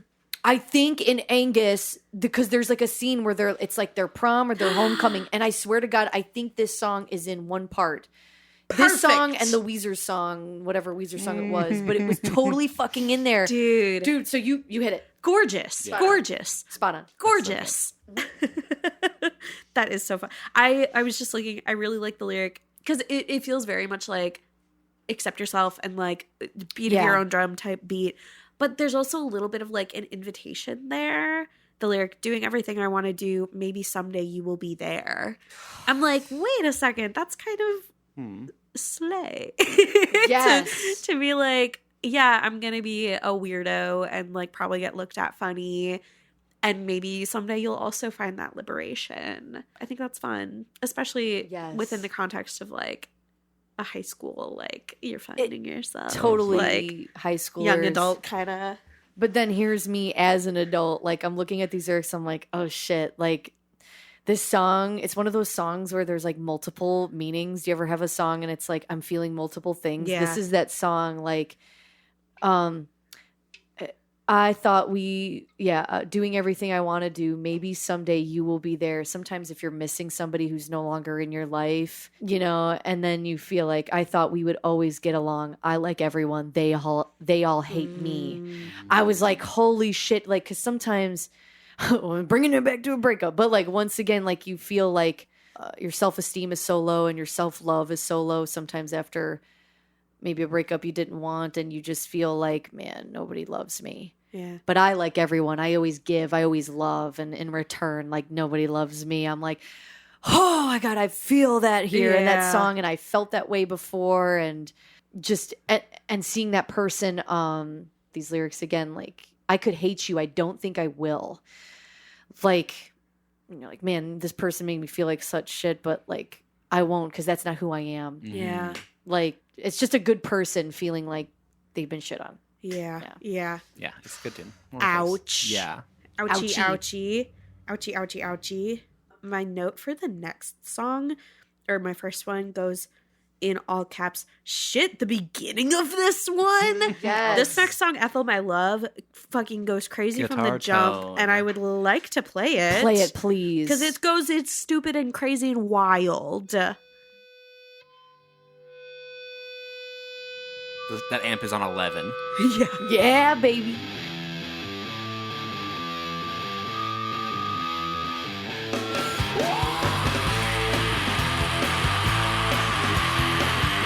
Is that Kim right there in the vocals? Yep. Crazy. Yeah, dog. Powerhouse. She's crazy for I'm that. intimidated. I feel bad. I know. Like, I'm in a like, good way. She can hold it out. God, I gotta send you this video of her, like the Muffs and Ronnie and Melanie and like all her friends will post things about her still constantly. Yeah. And there was this one video where they wanted to get kind of like a phone effect, like a phone sound effect with her voice. And this is like something on a different album, but like there's a video of her screaming into a phone going, wow, like into a phone, and then recording it for the song because they wanted that type of like effect on the scream. And it was and just watching her scream, it looked effortless. God, she just like finishes screaming. She's like, anyway. And that reminds me too of like, I don't know what the fuck I was watching. What it was? I don't know if like somebody, I don't know if it was like Dr. Frank from the Mr. T Experience or somebody was interviewing Kim and asking her, how do you scream like that? How do you do that? And I think she said for her, God, I gotta remember what she said in this video exactly, but she said something about how when she does these screams, she just thinks of like a moment or a time that really made her feel like that way, like feel angry or feel screaming. And she thinks of it and then she does it. Yeah. And like for her, that's how it just got out so good. Like she just was like, think of something that like, you know, makes you want to scream, makes you mad. I just think of something and then that's how I do it. I'm like, damn, dude. Shit. Like I wish I could do that because I tried doing that and it just comes out like my scream is just not that powerful. It almost sounds like an acting exercise, the way she's Yes. describing Sure, it, yeah. you know, like when people are talking about how they like cry on camera or something. Yeah. And I'm like, I don't think I can sum that. It really is like Some a people talent. it's a once again you have it or you don't kind of thing, I think. It's Fucking wild. It's all those music steroids from the Oh, aliens. the secret the society. aliens. Aliens, These people, yes. I'm not going to say it's aliens. Aliens. Aliens. She's doing the alien guy hands. I am. We're Just making imagine. a meme. Please. Our podcast is, I mean, Before we get to the next song. Yeah. PP break. Of Yeah. course. I'm confused. Not really. Because straight up, this album is beautiful. You just took me on a ride. Yeah. There was a plot twist. I laughed, I I was- cried. I And laughed, I cried, I shitted, I farted. hey, this ain't just a game. Just a game. The last track. This is for real. This is for real. I'm confused. Is it just a game? Okay. I'm confused. I don't know what track we're on now. So we have I'm confused to touch on. Uh-huh. Do we have anything like super pertinent that we want to say besides like of course it's a slammer jammer and of course it's like super fun. I'll let you guys if you have anything. Mine concerns the end of the song. So I want to play the end. Yeah. okay. Yes. Particularly because I really like how this song ends. Like back to back, I was like, oh my God, the beginning of Ethel My Love. And then I was like, oh my God, the end of I'm Confused. Like, nice little sandwich there. yeah. Yeah. And then the way that I'm Confused transitions into Just a Game It's so made good. me giggle. Yes. I thought it was so good. Yeah. Do it. So I'm going to play like the end of I'm Confused and just let it And go just into go Just a into- yeah, Game. that sounds great. And I'm not going to tell you guys where the transition happens. Sound off in the comments below.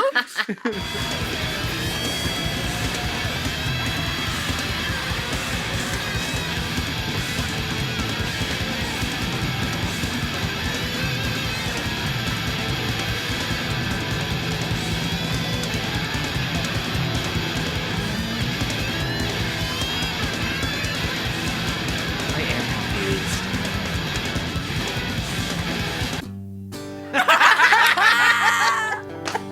It's so good. So abrupt. Perfect. Your heartbeat goes from like 180 to 98. It's like But see, this is beauty, y'all. This is beauty because, like, sometimes, you know, artists are like, how should we transition? You know, should we, you know, what key would be the perfect transition? And the Muffs are like, fuck it. Abrupt change, my G. Like, just Just fucking. noise. oh, I think it's so funny. I love it. I live it. I live fits. for it. It's beautiful. I think it's so good. And I think the last song in this album, Just a Game, was very sweet to end Nice farewell. on. Yeah. Another influence too I take because Yeah. the way I end my solo album is like 2 acoustic songs, and I think Alkaline Trio's done that. I mean, a ton of other bands done that, and I just find that I know it's it's all been done before, but I think it's beautiful when bands still do that because it's just a good way to kind of calm down after all the energy and just take in something. And I love when an album ends maybe with like just a simple acoustic chord. Sometimes I just love stuff like that. Yeah. It's just a nice little It's like change. respectful to the listener. Yeah. Yes. It's like, hey, I know, guy, you hyped all up. You gotta like go about your day. You gotta like leave the gym. Let's do some aftercare. Yeah. Yes, aftercare. I love that. I love that. It's like, oh, gee, thanks.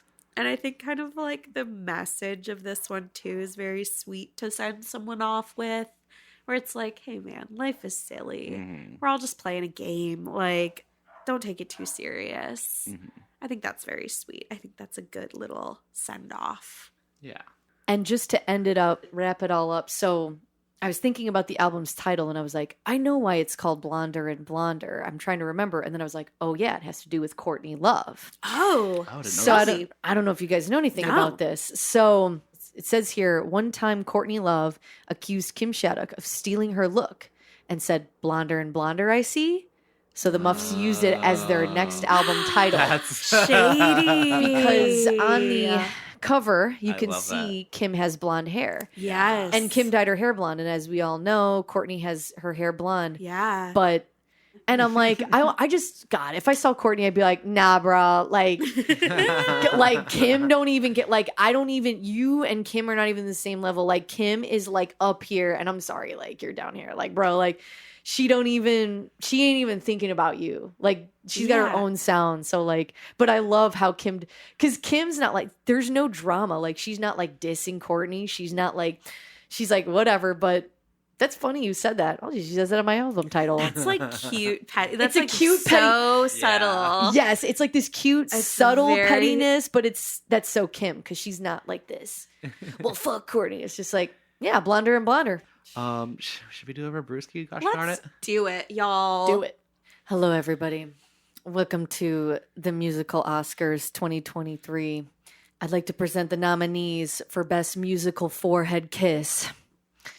The nominees are Green Day's Dookie, Nirvana's Nevermind, The Muffs, Blonder and Blonder. And the award goes to... I'm biting my fingernails. The Muffs, Blonder and Blonder.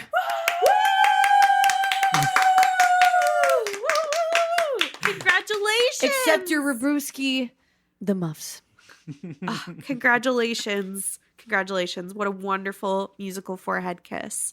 Best musical forehead. That was good. I felt like I Simply should have the been in a best. tux for that one. I know. Yeah, wow. I'm not in the The right dress musical code. Oscars, and it's not the Grammys. I love it. No, it's a whole new thing. Yes. It's a whole new thing. Wait, I said the Oscars. No, it's good. It's no, it's campy. good. I loved it. Yeah. I literally confuse the Oscars and Grammys on a daily basis. Like, I'm like, wait, the music one is Grammys. They all get a little statue. Yeah. Folks, thank you so much for listening to another wonderful star-studded episode of Album Rebrews. We are Album Rebrews, funny enough, and we will continue to be Album Rebrews. If you want to check us out on Twitter or Instagram, hey, ¿por qué no los dos? It is at Album Rebrews, and if you want to take a look at our website, it is www.albumrebrews.com. Also, I know you're listening to this on a podcast platform. Is it Spotify? Is it Apple Podcasts? Is it Overcast? Whatever. Is it Deezer? Is it Deezer Deezer Nuts? Deez nuts. This one goes out to our Deezer listeners. I know there are some of you. Yeah. Whatever your podcast poison is, it would be like super cool and tight if you would give us a follow or a subscription. If you have a sec to write a little review, Zach would love to read it out loud if you write something silly and kind and wonderful. I'll read it on air. Yeah. But this is a DIY podcast, baby. We're doing this in my living room, so everything you can throw our way helps. Thanks. Love ya. A giant thank you to our editor and I'm gonna breathe before I do that. This is a long one. I'm leaving that in. A giant thank you to our editor, podcast sound writer extraordinaire. A giant thank you to our editor and podcast theme writer extraordinaire, Cameron Bopp. He is a big, sweet guy, and we could not do this show without him. Go check him out on Twitter at Cambopp, CAMBOPP. He's a baby boy. A giant thank you to Caitlin Edwards for coming on the show and killing it. Oh, man, what a fun time it was hanging out with you. If you are a music fan, I know you are, you should go Why listen the to fuck her. else would you be listening to this show? Could you imagine? It's like, I hate music. I hate music. You should go check out Caitlin's latest record, Pluto Party. It came out in February this year. It's so great. fun. It's a bop. You should listen to it. We love it. You can also go check her out on this little weekend tour coming in August 4th. She's in Milwaukee, the 5th in Minneapolis, and the 6th in Davenport. I know you're in the Midwest. Listen to this. We've got the stats. Go check her out. You got so many chances. Caitlin is also in the super cool ska band, Bumsy and the Moochers. July 9th, they're at the Franklin House in Indiana. Valparaiso, Indiana. Valparaiso, Indiana. And then go check her out July 14th at Bottom Lounge for the Guardrail release party, which is going to be a big smash. Yeah. Maybe 'Cause they'll it's a smash party. a guitar. Yeah. Yeah. That'd be kind of You wild. won't be Smash it able to up, get to smash the it rail up. because they're guarding it. Yeah. Oh, Ooh. Caitlin, anything you want to say to the folks at home before we get out of here? I love you. Thanks for listening. You're amazing. You're beautiful. And yeah, listen to some of my solo music. Once again, Pluto Party just dropped, and come out to a show. There'll be some sweet merch and some good times. And yeah, Bumsy and the Moochers as well. Our shows are a good time as well, if you like that ska thing. And yeah, thanks for listening. And thank you guys for having me. Oh my God, Thank you guys of so much. course. Yeah. You guys are awesome. This is probably, I'm going to be honest, I hope nobody else is listening, but this is probably my favorite podcast I've ever been on. Hell yeah. I'm giving y'all a Rubruski Award for being my favorite podcast. Boom. Well, y'all turn up to a live show. Tell them Album Brews sent you. Certified good times. Yes. To close out, the last thing we're going to do is get very close to the microphone, and in the same order that we introduced ourselves, we're going to say a very tender and sweet ASMR style goodbye. So I'll start. Goodbye. Ouch. Rose thorn. Goodbye.